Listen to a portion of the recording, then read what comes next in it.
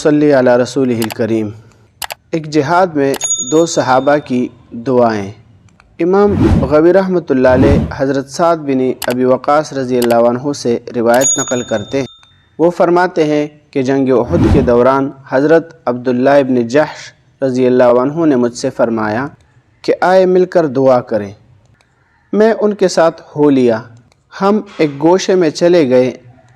وہاں میں نے تو یہ دعا کی کہ اے اللہ، کل جب ہمارا دشمن کے ساتھ آمنا سامنا ہو تو میرا مقابلہ کسی ایسے طاقتور شخص سے کرائے جو بالکل زیادہ طاقتور ہو اور ہٹا کٹا ہو، اور میں اس سے خالص آپ کی رضا کے لیے لڑوں، اور پھر آپ مجھے اس پر فتح نصیب فرمائیں۔ تو حضرت عبداللہ بن جحش رضی اللہ عنہ نے اس دعا پر آمین فرمائی۔ پھر خود ان کی دعا کی باری تھی۔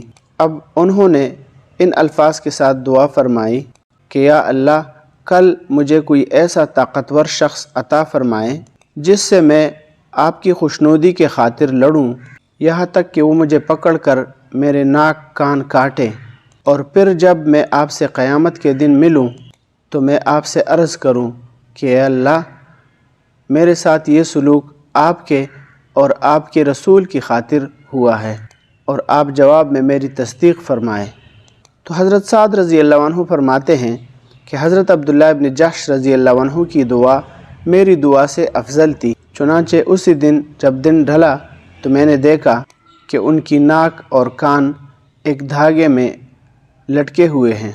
الاصابہ جلد نمبر 2 صفحہ نمبر 278۔